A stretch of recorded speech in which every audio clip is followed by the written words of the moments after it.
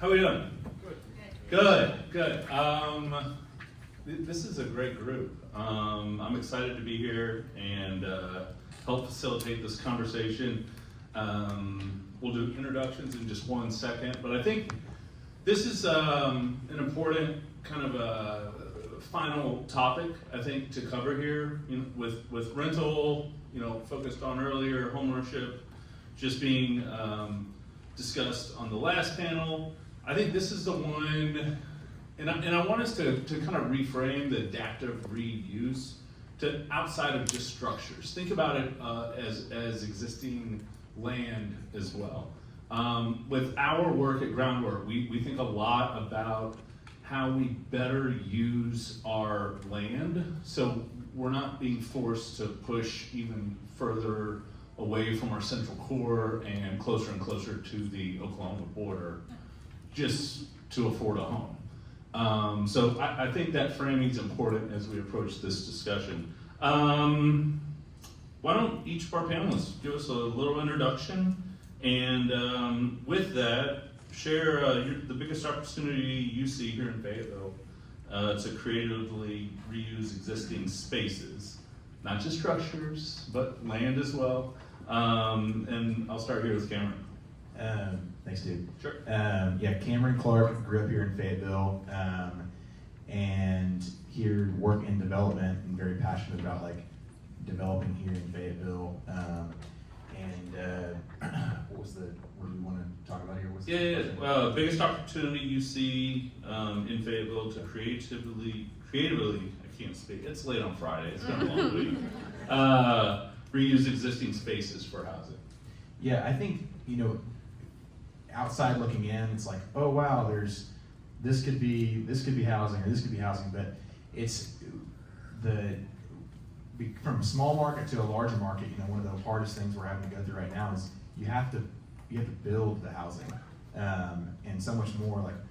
In my opinion, smaller lots, smaller houses. The more we can chop it up, it does equate to as affordable as you can make it right now.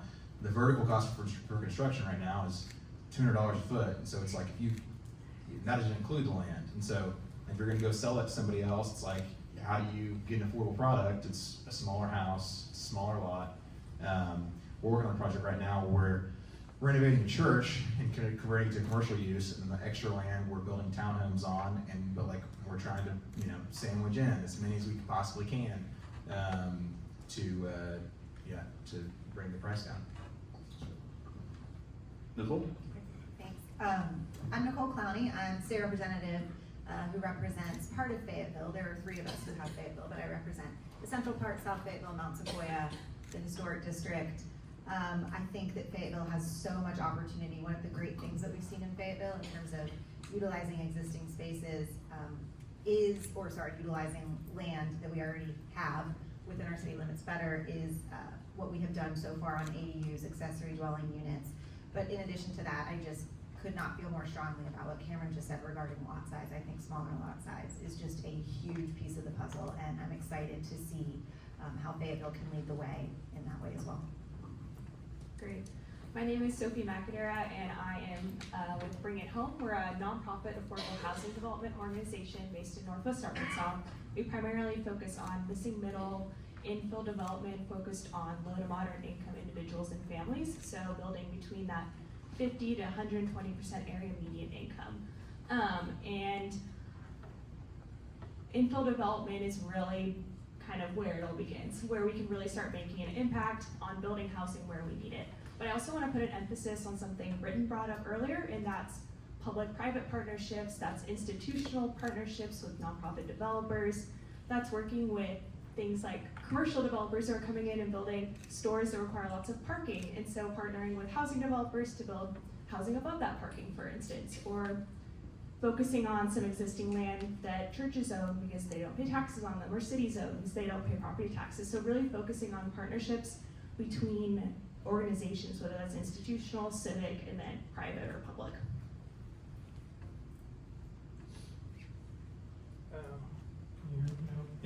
I'm Wes Bates. I'm with AD&U as well, work with Conrad. My background's in corporate finance, and I got into finished school, and she said I can do whatever I want for fun. So it was kind of taking my background and then turning it into something impactful. And we'll kind of answer the question with a little bit of a story. We had a friend reach out to us a couple months ago, and he bought a house maybe 5 years ago, 10-minute walk to the square here in Fayetteville. Paid $150,000 for it. It sits on 0.6 acres. And he says, I want to build as many houses as possible on this lot and help me figure out how to do it. And he's like, I'm a teacher. You can look up my salary at the university. So he makes $70,000 a year. And real quickly, we sketched out a site plan where we could split off the front yard by right. And we looked at comps for the land. And that the comps would put that land at about $200,000. And so once he gets partial release from the bank, he'll have this piece of land, and he can use that as collateral for the loan. So we've effectively just created $1 million for him to work with to go build housing, assuming he could cover his interest payments. And there's ways to scale it up and down depending on what he wants to build. But there's a huge opportunity, with ADUs or splitting lots, but using land where homeowners have a ton of equity, and teaching them how to leverage that equity to build the types of things they want to see in their neighborhoods. We get in a lot of discussions with neighbors who they think that we're going to build the things they don't want. And it's neighbors that have lived there for 30, 40 years. And it's like, well, you have the same opportunity to do what we're doing. People just don't know how to do it. So that's kind of what we're really trying to build this model of giving people a chance to build what they want. That's great. Casey. Casey Kleinhenz. I'm Executive Director at Community Development Northwest Arkansas.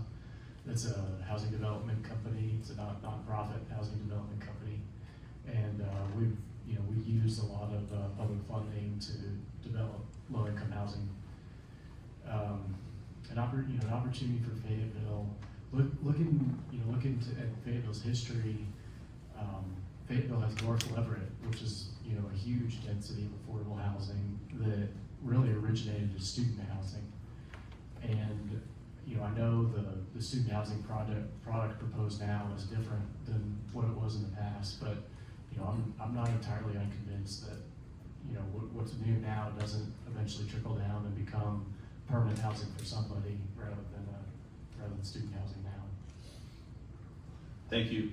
Just for the panelist preparation, Cameron, Casey, we're gonna talk about development. Nicole, ADUs, Wes, ADUs, and then Sophie will wrap up with CLTs. Does that work? All right. I just didn't want you to be sitting there waiting. I know when I'm sitting in those seats, I'm always like, am I next? All right, Cameron. From a developer standpoint, what are some of the biggest barriers to adaptive reuse projects? You touched on a project you're working on now. I believe that's probably the one on Township. Converting offices, commercial buildings into housing. We see empty office space, and it's like, why can't that be housing? Why doesn't that work? Well, I'll say first, office space here, we have some of the lowest vacancy in the country. So everyone would love to, maybe in New York or wherever else. Here, office space is, even though if you don't see cars out there, it's being leased. And so those, I wish those existed here, but they don't. But yeah, the project on Township is one that I would say on that one, kind of a real time, hurdle that we've been going through is, so a project like that, for adaptive reuse, so we had to go in and first thing we had to do, we had to rezone the property, which takes 90 to 120 days.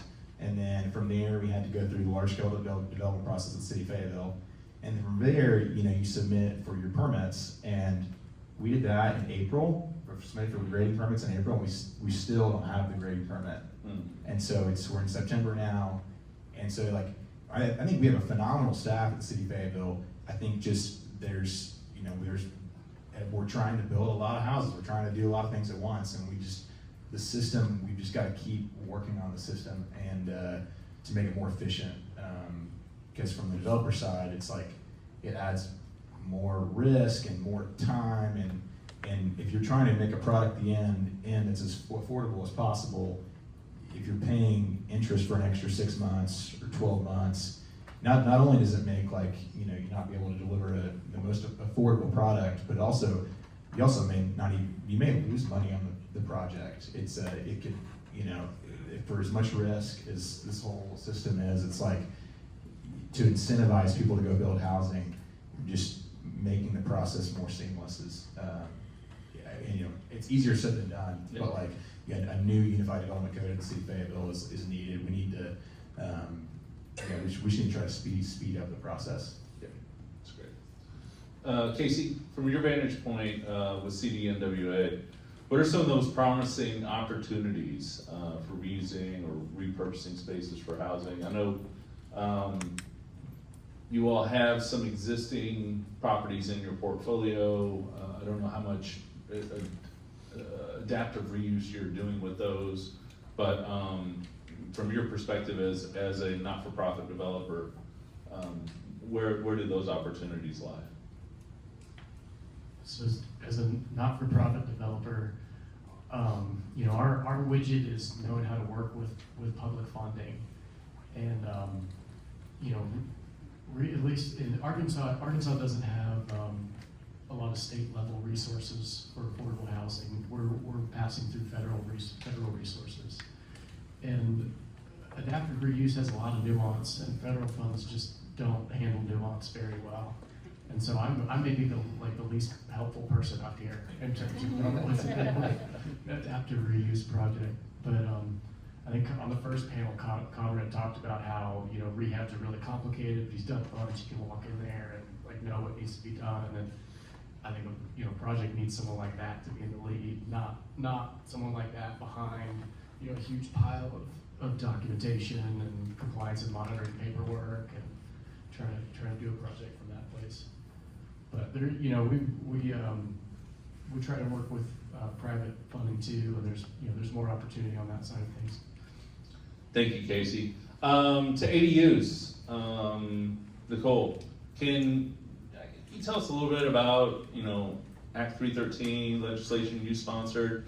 If you wouldn't mind sharing also kind of what your motivations were, what led you to get into this housing space? You may be regretting it now.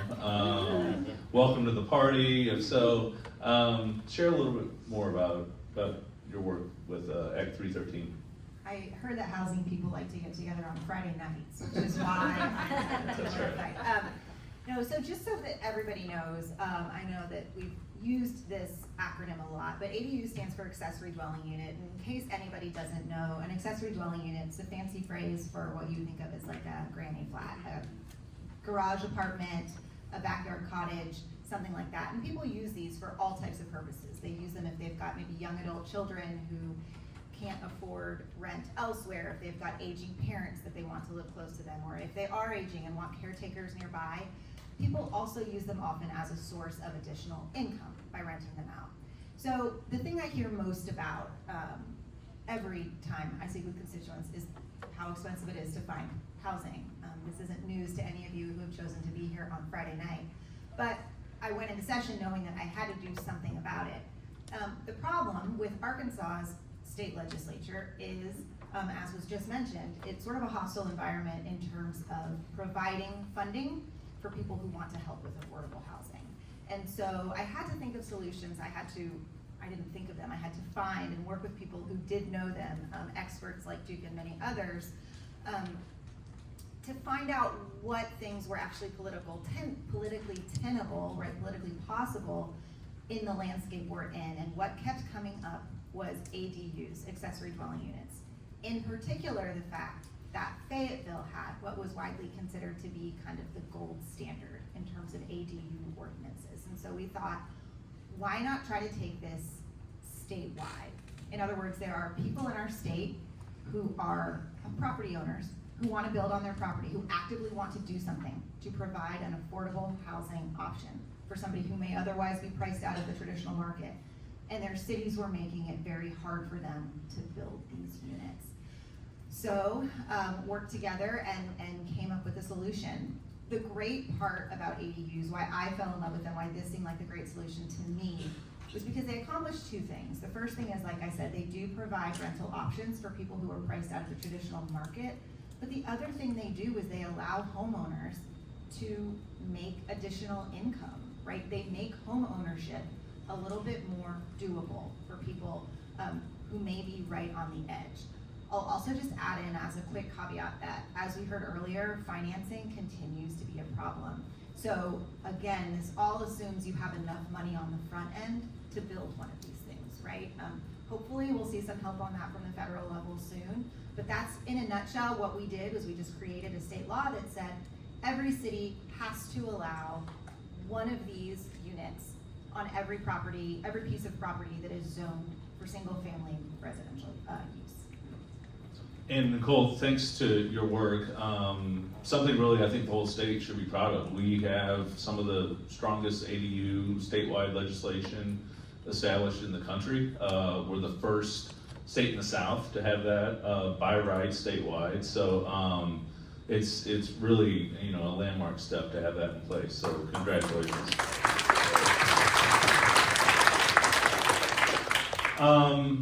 And just because you mentioned financing and then Wes coming to you, back to the previous panel, you know, it was reiterated several times, talk to your banker, talk to another banker, talk to another banker, keep asking until you get yes. I have talked to several bankers who, since the AD&U law was passed, who are exploring, you know, opening up that line. They're looking at it maybe as like a commercial product, but you know, they're comfortable with it. And I swear, Wes, I'm coming to you. Where I think the AD&U is such gold is there's no land cost. Like it's existing land. It's already on a mortgage. It's already paid for. These can be built for, and Wes can probably put finer point on the numbers, but for, you know, $125,000, $150,000, $175,000 for a brand new product on existing land. And that low entry point really starts to bring affordability into reality pretty quickly. Wes, you've worked with these, you've built these. Why do you see ADUs as such a great opportunity to increase housing in existing spaces? What design, financing challenges do you run into? Share a little bit about your experiences. Yeah, well, we've only built one ADU. Okay. And it's actually going to soon not be an ADU because we're really into the city's tandem lot ordinance. That's kind of our thing. Yeah. And it gets really technical, kind of touched on it earlier. But he has an ADU he finished over in South Fayetteville. Paid cash to build the whole thing, perform some of the work. One of the most affordable ways you can build housing on existing land, that yield. But in order to take some of that cash out of the project, it makes more sense to use the tandem lot ordinance, which is a lot behind a lot.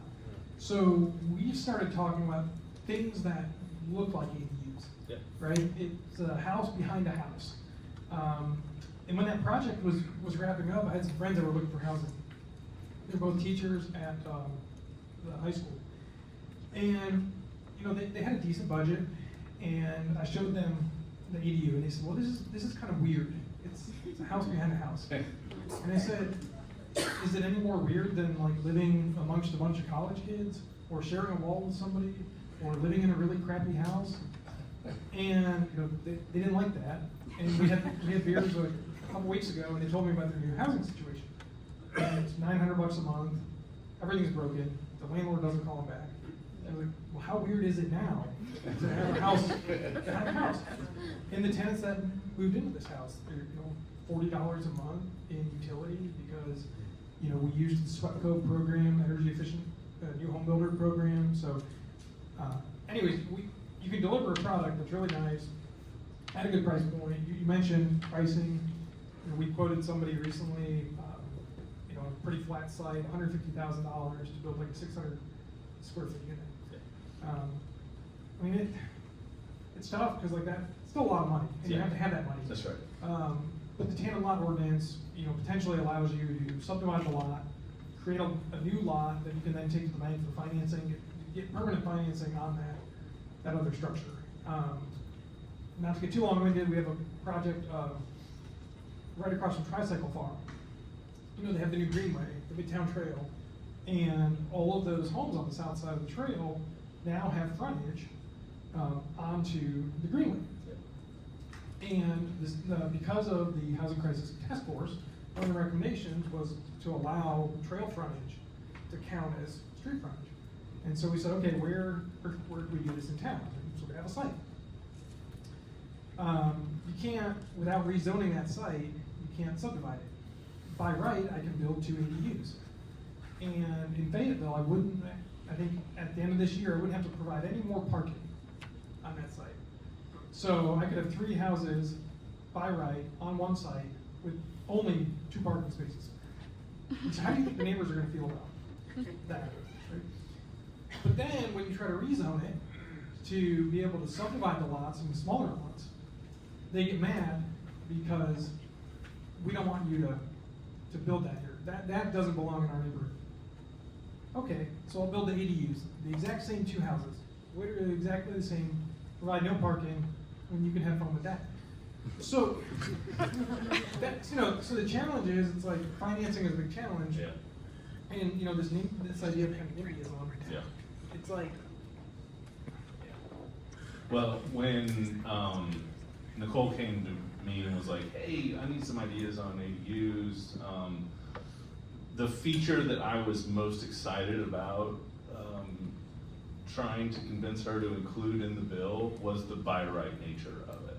Like, we cannot let the most irritated in our community stop our growth and stop our municipalities from allowing the housing that we all know we desperately need.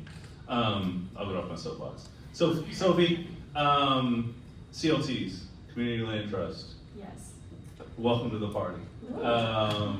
Can you share kind of where Bring It Home is and what CLTs are? I know that this is a pretty new concept to our region. Yeah, so CLTs or community land trusts is a form of shared equity homeownership, to kind of put it in broad sense. So it is a brand new concept for Arkansas. We will be the first community land trust based in the state, which we're very excited about, but it's been a proven model in other places of the US. So the great thing about a community land trust is a nonprofit or community organization purchases a home in the land underneath it, and then they're able to resell that home through investments into that home for below market rates. So typically you're focusing on populations between 50 and 80% of area median income, and you're selling it so that those individuals are only paying 30% of their income monthly on their mortgage. And so what this does is, and I kind of want to talk about the general attainable and affordable housing stock in Northwest Arkansas right now. In the next 20 years, we're poised to lose over half of our affordable housing stock. So that's housing that's had public investments and taxpayer monies invested into them through programs like low-income housing tax credit. But a lot of those properties expire after 30 years. And so a community land trust is an alternative way to keep housing permanently affordable. So when an organization like Bring It Home sells a home to a family or individual, that family agrees to a resale formula. And so basically, to kind of put it in really broad terms, we sell that home at an affordable rate for their income range, and then when they want to resell that in 5, 10, 30 years, however long they want to, they agree to an amount that home will appreciate. So they will still build equity through mortgage payments and through some appreciation, but they'll be required to resell that home to another individual within their same income bracket.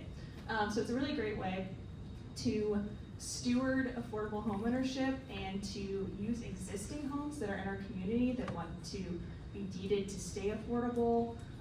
When we're building new homes with public investments, investments that are used through community land trusts actually go 5 times further than used in traditional affordable home programs. So that money has a 5x value, and on the amount of households it can help over time. And so we're really excited to kind of try this out in Arkansas. It's a brand new program here, but it's been proven to work in other states.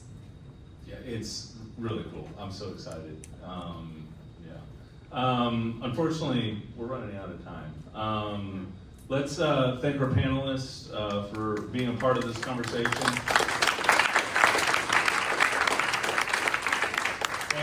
also thank Christina, Anna, the Circles team. They really important. I'm working on this script. And just a reminder, the vision statement for this topic was Fayetteville transforms vacant and underutilized spaces into livable housing for residents across income ranges and phases of life. Thank you all.